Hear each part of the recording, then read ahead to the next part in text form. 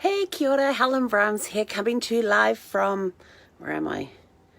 Escondido RV Resort in San Diego, sorry. Mental blank right there. Just wanted to come in and say hi and update you on today's adventures. I've totally lost count of what day we're up to on Helen's adventures. But today I am starting to think about where I want to go next. So Sunday is my last day here at this resort. Do I want to go to another one in the San Diego area for a little bit, or do I want to get on the road and go somewhere? So I was looking at different articles and things on road trips around America, North America, and coming up with some fabulous ideas. And I came across this article called 7 Must-Do Road Trips in North America. And I thought, oh, this looks really interesting. And there was stuff on here. And, of course, one of my goals at some point is to go to all 50 states. And there is a decal that you can actually get to put on the outside of your RV that has all of the states outlined, and then as you visit each state, and it's up to you what you consider a visit. Some people call it driving through, stopping and having a meal. Some people, you've got to have at least one overnight in the state to qualify. But then as you visit each state, you then take that sticker and you put it on the decal to show that you've been to those states. So I'm currently looking at getting one of those to slap up on the side of Sparkles. And if I can find a sparkly one, that'd be really cool. But they also have one that does just the 50 US states, and they also have one that does the 7 provinces in Canada as well. So I'm trying to find one where the scale is the same, so I can put the Canadian one on top of the US one, but not having much luck with that one right now. So it might just have to be 2 separate decals. But anyway, so I was looking at this article about the 7 must-do road trips in North America, and I wanted to get your opinion on what you think should be a must-do road trip in North America. So some of the ones that they had here were like, let's see, they had the Cabot Trail, which is, I hope I said that right, Cabot, C-A-B-O-T. Just suddenly thought to me it might be some other pronunciation. So, hey Jason, how you doing?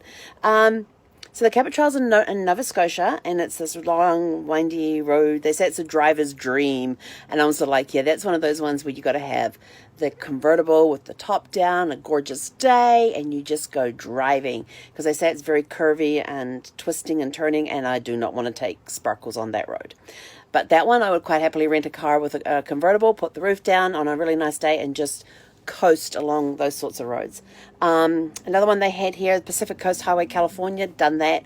Amazing drive. We did it from San Francisco down to LA, and we've done the drive from LA to San Diego and back again many times.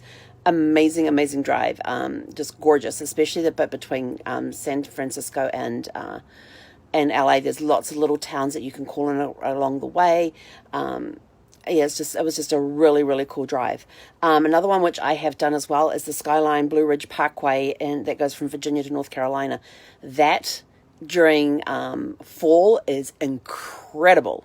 I have done it in the middle of summer when it's been spring when it's been lush and green. All the leaves are out there. It's absolutely gorgeous. The views are phenomenal. And then we've also done the drive during the fall when all the colors are turning and everything. It is just spectacular. So if you're in that area and you get a chance to do that, go do it. It's awesome. In fact, that was the one day we finally figured out how to tire out Gus. I remember that drive.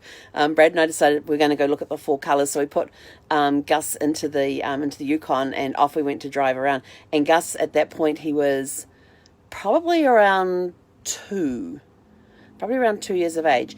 And so we had him in the back of the Yukon there, and he, of course, wants the windows down, wants his head out all the time. And so he had his head out the window as we're going along. And then we would stop along the way to take photographs as we come to the different outlooks and stuff that they have there, where you can just stop and just admire the view. And so we'd get him out of there, put him on his leash, and he would, hey Jean, hey Randy, hey Michaela. So he would go on his leash and sniffle around and all that, and we'd get out there, admire the view, get back in again. We were probably gone that day for like 8 to 9 hours. We stopped somewhere and had lunch. I might have taken a picnic lunch with us. And we got home, and Gus slept for the next 36 hours. It was the first time we had managed to actually tire him out. It was amazing, but we had a gorgeous day up there along Skyline Drive. It was an incredible, incredible drive. Other ones they have on here is the loneliest road in Nevada, and they said it is a 408-mile stretch along Route 50 in Nevada that's part of a longer road trip that runs from Ocean City, Maryland, and ends in Sacramento, California. And I was looking at this going, well, that sounds really interesting. Then it says it traverses 12 states. I thought, that's a cool route to do. 12 states, knocked out. Stop, have a meal at one of them, and carry on. It follows the Pony Express route. And I was like, oh, this is even cool. Lots and lots of history. Awesome. And mining camps and crossing mountain ranges covered in juniper and pine forest. I'm like, I am so into that one. And there's hot springs along the way, and let's see, burger eating challenge. I was like, yeah, I am up for that one. And it's nicknamed the loneliest road because the section in Nevada is largely barren and uninhabited, with miles and miles of sweeping mountains, dusty highways, and only the occasional town. So I was sort of like, It would still be a really cool route to do, go along Route 50 from one side of the country to the other. That would be a really cool trip. So that's going to go on my list. And of course, Route 66 from Illinois to California, done portions of that. And then the Trans-Canada Highway from Montreal to Vancouver. That one I have wanted to do for so long. So that's definitely on my list. It says it goes through all 10 provinces and 6 time zones. It's 4,600 miles. That would take me a little bit to do, but break it down into little pieces, 1 mile at a time. But this is a really cool article with some great things in there. So what are some of your must-do road trips in North America? Yes, it would be fun with a convoy, Jean. I totally agree with you on that one. Have the walkie-talkies backwards and forwards, and so you can have the talk going all the time and not using the cell phone minutes. That would be awesome.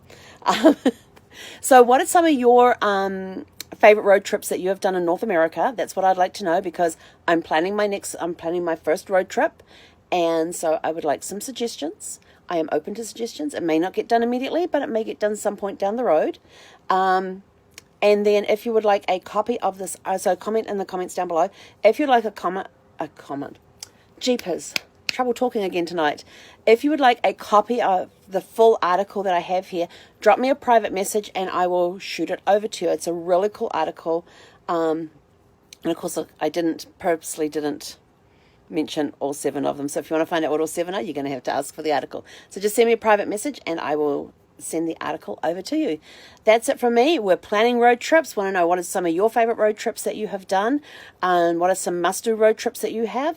If you want to see what this article was released, it came out yesterday. So if you want to see what the 7 must-do road trips in North America are according to this article, just let me know, private message me, and I will send it to you.